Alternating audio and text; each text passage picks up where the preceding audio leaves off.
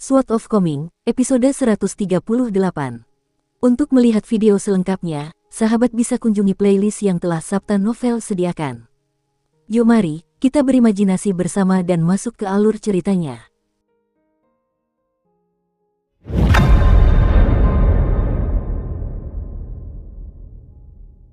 Pada akhirnya, Chen Pingan hanya berhasil menemukan bekas lokasi kuil Dewa Kota, tetapi tidak seorang pun pernah mendengar tentang penginapan yang disebutkan Cui Chan.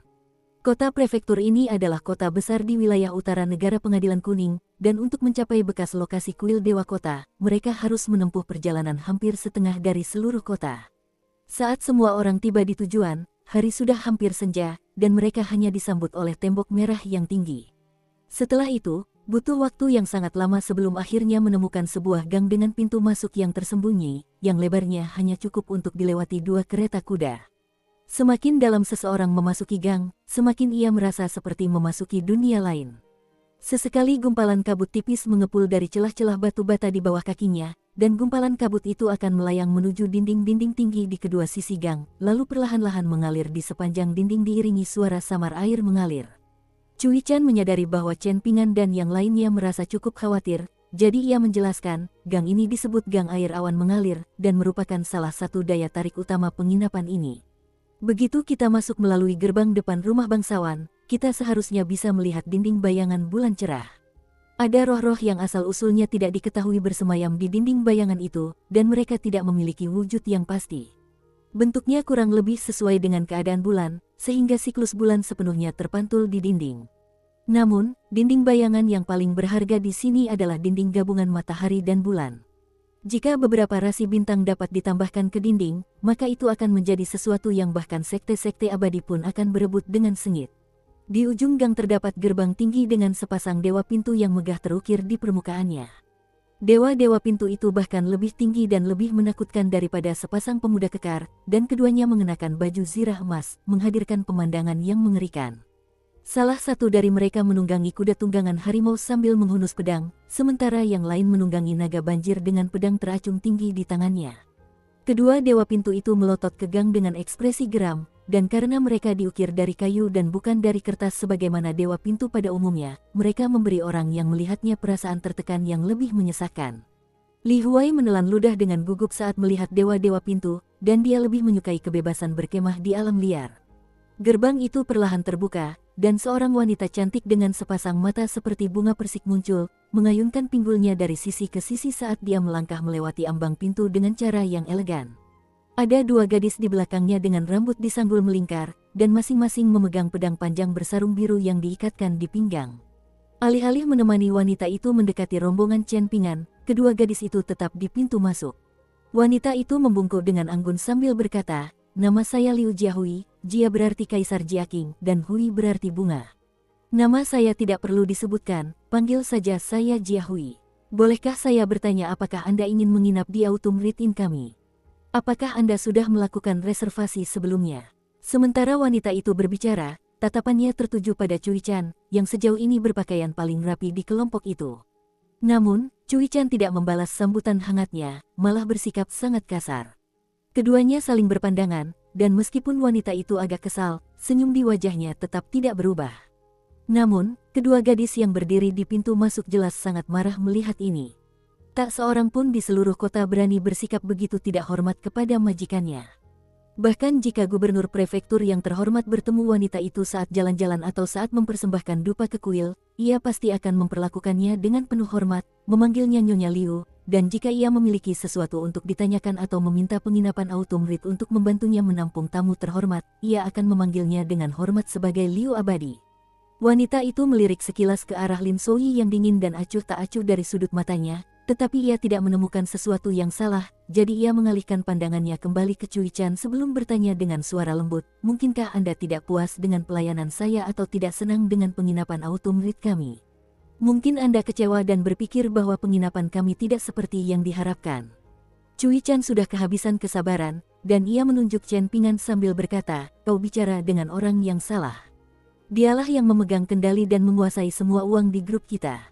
Wanita itu cukup terkejut mendengar hal ini, dan buru-buru membungkukkan badan ke arah Chen Pingan sebagai permintaan maaf. Sebelum wanita itu sempat berkata apa-apa, Chen Pingan melirik gerbang, lalu menarik napas dalam-dalam, seolah baru saja mengambil keputusan. Kita punya cukup banyak orang di sini, apakah ada cukup kamar untuk kita? Wanita itu tersenyum sambil menjawab, tentu saja. Upacara pemujaan kuil Dewa Air 3 tahunan kota kami akan segera tiba, dan para dewa telah datang dari jauh untuk menghadiri upacara tersebut, jadi penginapan Autumn Reed kami sedikit lebih ramai dari biasanya. Namun, meskipun begitu, kami akan merasa terhormat untuk dapat melayani tamu terhormat seperti kalian. Sekalipun aku harus meninggalkan halaman tempatku tinggal dan pindah sementara ke penginapan lain, aku pasti tidak akan berani menolakmu.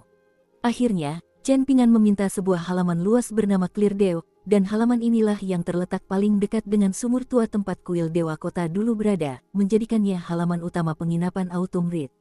Alasan halaman itu kosong hingga saat itu adalah karena terlalu mahal untuk ditinggali.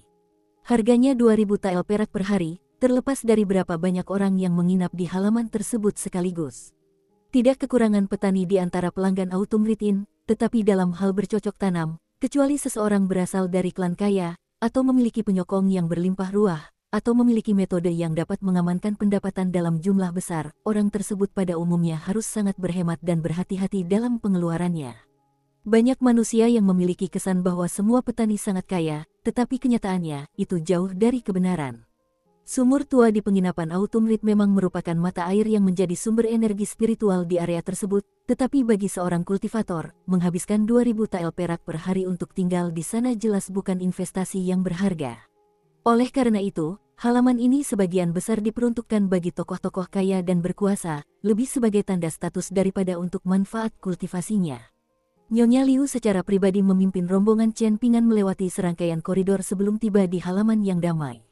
Ada beberapa pohon pisang yang tumbuh di sudut halaman, serta sebuah tong air batu yang tingginya sekitar setengah orang dewasa. Di dalam tong itu terdapat sekawanan ikan koi dengan berbagai warna, dan ada bunga teratai yang mengapung di permukaan air, beberapa di antaranya baru saja mulai mekar. Nyonya Liu menunjuk sebuah lonceng tembaga di atas meja batu, dan tersenyum sambil berkata, jika Anda butuh sesuatu, goyangkan saja loncengnya, dan beberapa pelayan akan segera datang untuk melayani Anda. Selain itu, jika Anda keluar dari halaman melalui pintu belakang dan berjalan ke utara sekitar 30 anak tangga, Anda akan melihat sebuah paviliun bernama Paviliun Batas. Ada 3 futon yang ditempatkan di paviliun, dan para praktisi dapat duduk di sana untuk menyerap energi spiritual di area tersebut. Sayangnya, sumur ini tidak terbuka untuk umum, saya harap Anda mengerti. Chen Pingan mengangguk, baiklah, kita pastikan untuk tidak melewati paviliun batas menuju sumur tua. Mata bunga persik Nyonya Liu yang menggoda secara alami menyipit sedikit saat dia memasang senyum tulus dan berkata, pengertian Anda sangat kami hargai. Nyonya Liu, bukankah seharusnya ada dinding bayangan di gerbang? Tanya Li Baoping dengan ekspresi penasaran. Nyonya Liu menghela napas pelan mendengar pertanyaan ini. Ia jelas tidak ingin membahasnya secara detail.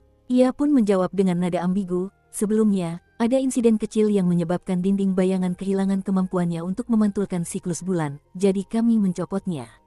Halaman embun bening berisi 4 ruangan, dengan 3 ruangan ditempati oleh Li Baoping dan Xie Xie, Li Huai dan Chen Pingan, serta Cui Chan dan Yu Lu, sementara ruangan terakhir diperuntukkan bagi Lin Souyi, yang sudah menjadi seorang kultivator.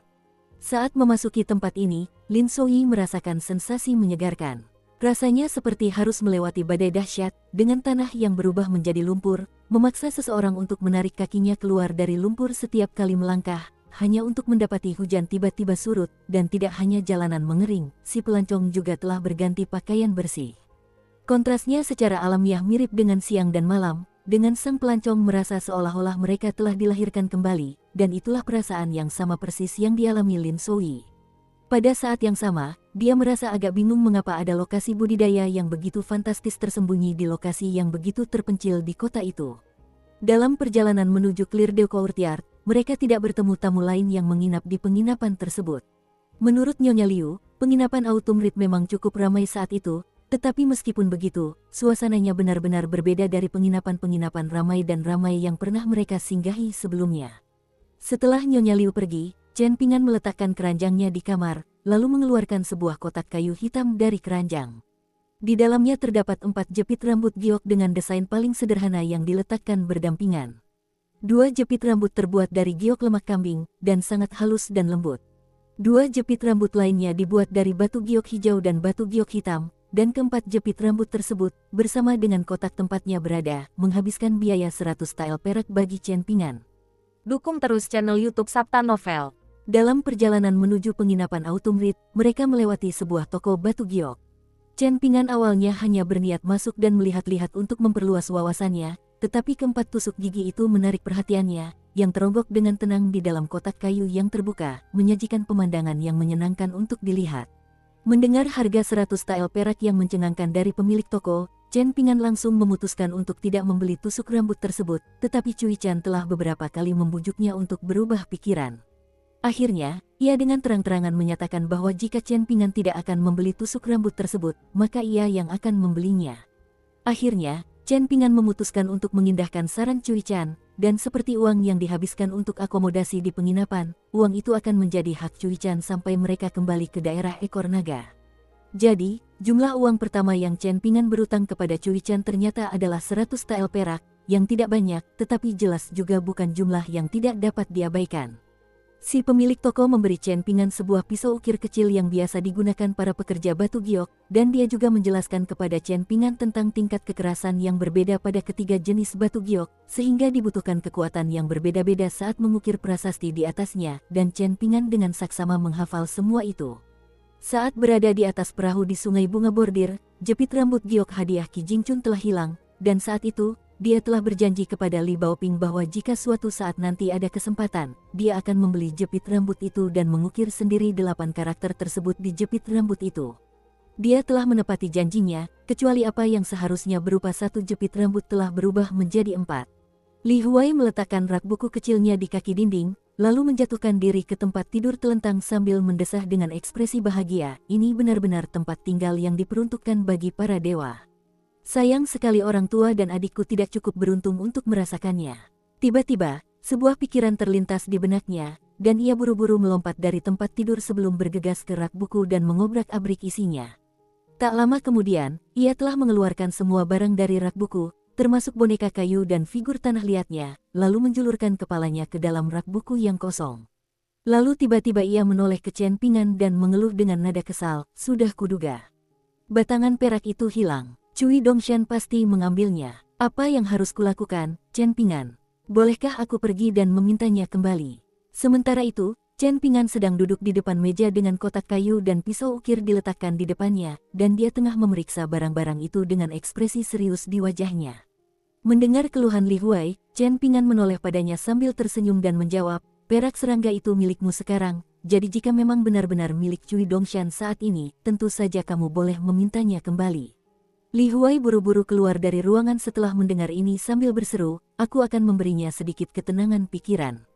"Pastikan untuk bersikap sopan dan hormat," kata Chen Pingan. Chen Pingan bangkit untuk menutup pintu, lalu kembali ke meja dan mengambil pisau ukir giok yang rumit di antara dua jarinya, dengan hati-hati merasakan berat dan keseimbangannya. Adapun apa yang akan ia tulis di tusuk rambutnya, itu sangat sederhana, yakni kalimat yang sama dengan yang terukir di tusuk rambut yang telah hilang, selembut dan seramah batu giok seharusnya orang yang berbudi luhur. Adapun 3 jepit rambut giok lainnya, dia berencana untuk memberikannya kepada ketiga anak itu sebagai hadiah perpisahan begitu mereka tiba di Akademi Tebing Gunung, dan dia akan mengukir frasa Baoping, Soyi, dan Huaiyin masing-masing di atasnya. Catatan, Huaiyin secara langsung diterjemahkan menjadi naungan belalang, jadi maksudnya adalah bayangan yang dihasilkan oleh pohon belalang. Baik Li Baoping maupun Lin Soyi memiliki 2 nama karakter, sementara Li Huai hanya memiliki 1 nama karakter. Jadi, saya berasumsi Chen Pingan memutuskan untuk menambahkan karakter Yin setelah Huai agar tusuk rambut Li Huai juga diukir dengan 2 karakter. Kita lanjut ke alur ceritanya. Bahkan setelah memeras otaknya, hanya inilah yang terpikirkan oleh Chen Pingan untuk diukir pada ketiga jepit rambut itu. Kalimat-kalimatnya memang tidak terlalu elegan atau bermakna, tetapi ia juga pasti tidak akan salah. Tiba-tiba, pintu kamarnya didorong terbuka oleh Lin Soyi yang berdiri di ambang pintu dengan ekspresi marah sambil berteriak, "Chen Pingan, apa kau sudah gila? Kau menghabiskan 2000 tael perak hanya untuk menginap di sini semalam." Chen Pingan berbalik dengan ekspresi bingung menghadap anak laki-laki yang marah itu, dan dia mendapati Cui Chan berdiri di samping Lin Soyi dengan seringai yang sangat kuat di wajahnya. Lin Soyi sangat marah hingga bibirnya gemetar. Ia menusukkan jarinya ke arah Chen Pingan sambil melanjutkan, "Tahukah kau berapa nilai 2000 tael perak?" Apakah kau putra pengawas prefektur atau anggota keluarga kekaisaran? Alis Chen Pingan sedikit berkerut menanggapi tuduhan Lin Souyi, lalu ia meletakkan pisau ukirnya dengan lembut sebelum berdiri. Ia baru saja hendak mengatakan sesuatu, tetapi Lin Souyi sudah pergi. Sementara itu, Li Huai menyelinap masuk ke kamar sambil menggenggam batangan perak di tangannya. Ia sama sekali tidak berani ikut campur, dan wajahnya agak pucat karena ketakutan saat ia duduk di tepi tempat tidur.